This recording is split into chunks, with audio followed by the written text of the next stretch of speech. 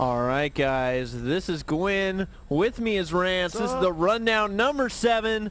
We're going into game 2 here of viOLet versus Xenocider. This is the semifinals of the rundown. And let's do some player introductions. Rance, take it away. In the bottom, spawning as the purple Zerg, we've got a formidable skill set. viOLet, and spawning in the top side position as the blue Terran, we've got someone for the future of StarCraft here. The next generation of owners, Xenocider. Yeah. Oh my god, is he going boxer style? He is proxying Raxes on 11, so this is 11-11 Rax. This is proxied, you know, and if viOLet had spawned in this position, that would be super huge. But this is the MLG version, so it is cross map. Oh my gosh. Is viOLet gonna scout it though? Let's see if he's seen it already. Let's jump to that cam. No, he has not. What has he seen? He sees that there's no command center. Yeah, he sees no. And I mean, when you're a player of viOLet's caliber, and you count these SCVs and you say you only have 9 he knows SCVs. It's a double barracks on 11 based on the number. You only have 9 SCVs there. That means you had to go 11-11. How Gosu is that? I know, right? And viOLet is gonna see this. He has his drones. He knows where it is now. And look at this. Oh, hiding in the smoke. He's going to dash out. That was an ambush if I've ever seen one. He's going to lose a drone, though. And that Marine microing back. Some great micro out of Xeno, killing off another drone. And more Marines than an SCV is going to put a end to this drone's reign of terror. He's going to turn back home. And viOLet actually canceled his hatch first. And is making 6 Zerglings and a queen. There we go. Well, it should be enough to deal with this little push that comes out here. It should be. I'm really surprised he canceled the hatch. Oh, do it. Do it with the doubles. Oh, he didn't. He did. He's going to. No, he's not. No, he missed the wall-off section there. He's not going to. And the Lings coming out. This is going to spell an end to this, I think. There's not really any way Xeno can keep up this aggression with these Lings out. He's going to be able to pick off everything. Hatch going down for viOLet. Look at that confidence by viOLet. He knows he's just going to throw the hatch down. Oh, I mean, absolutely. I mean, at this point, there really isn't anything he can do. He's going to lift these barracks, take them back home. But he's got a command center on the way. I like that. That's a good out. It is. Yeah. I'm just going to expand. Now, the real question is he going to hit the front with these Lings and commit to it before any Marines can get back? You know, I think he might put a little bit of pressure on because, I mean, these barracks, there's no Marines back home. Oh, I guess there are 2 that are going to run back down there. 3. So yeah, I mean, he's not going to be able to pressure at this point. As long as that keep looking at There we go. Marines are back though, and that should be able to shoo away those Lings. Looks like they're just going to take off to the expansion for a second. Meanwhile, back in viOLet's base, you see the hatchery near completion. And will the queen head on down? Yes, she will. But, I mean, Xeno has delayed his opponent's expansion and gotten his own started at the same time, so some good play out of him, and he did force some early Lings, which, I mean, let's be honest, these guys are useless right now. He's got, what is this, 7 Lings at the front, and he really only needs like 1 or 2 Lings at the front to keep poking. Factory on its way down, 2 gas down, and I think as soon as he gets another Marine or 2 out, he's going to push down the ramp and go and land his command center. There we go.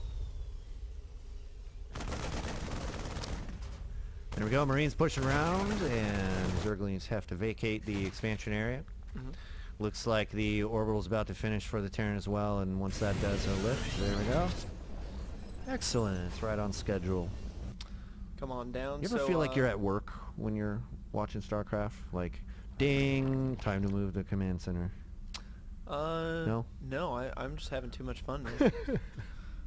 When's the lunch hour? That's my question.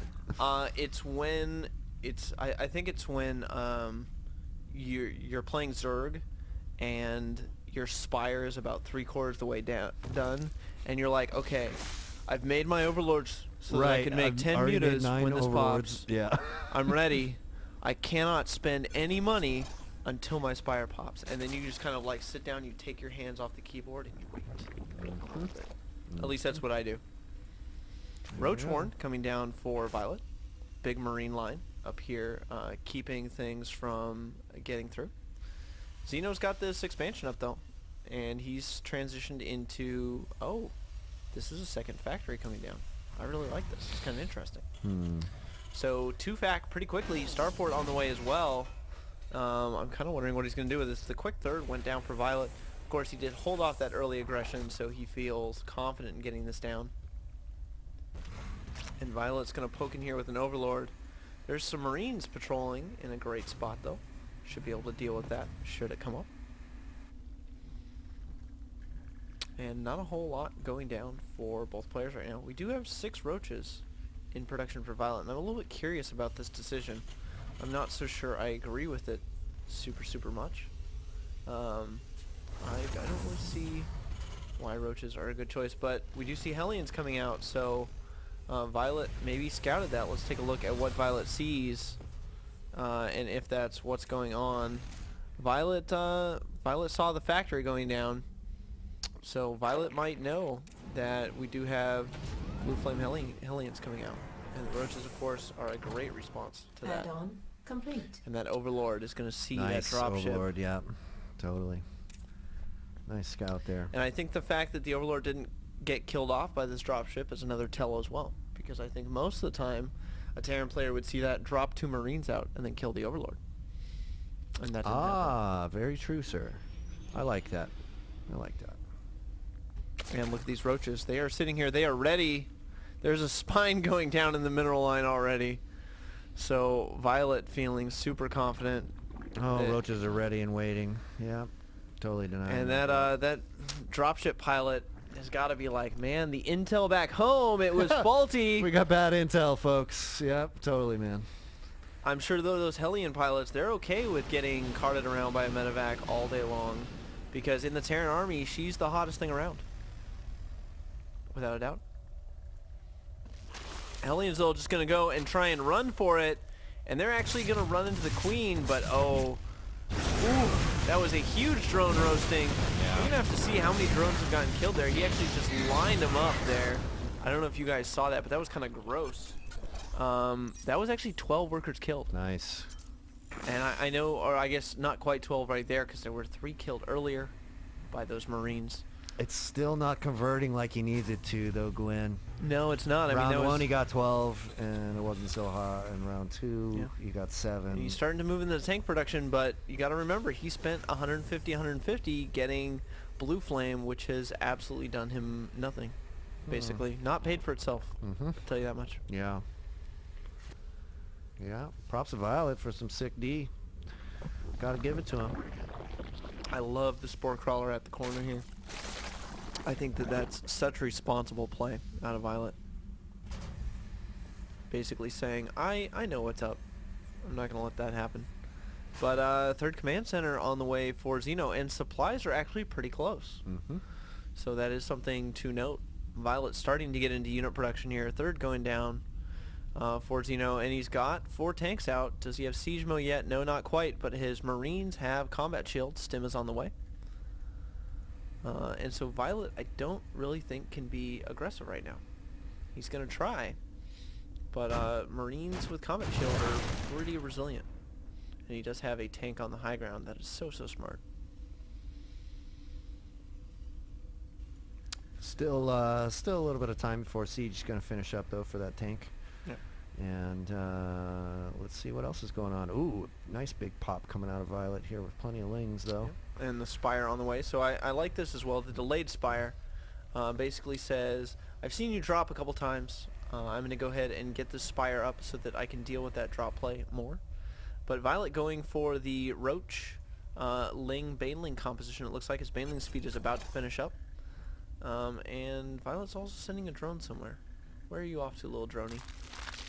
I think he's going to try and expand. Yes, going to try and expand right up here.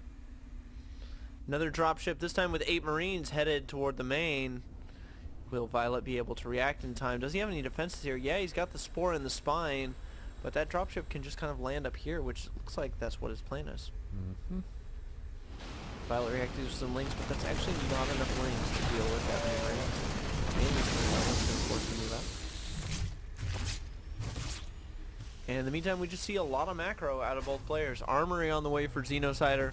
wants to get those upgrades going, or maybe transition to some Thors. No, it looks like it's just for the ups. 2 tanks, 5 Marines at a time. 9 Marines, excuse me, at a time. That's a lot of barracks. Eek. And we have the double NG bays, so we're going to see double ups out of Xeno. Oh boy, but look at viOLet's production tab right now, brother.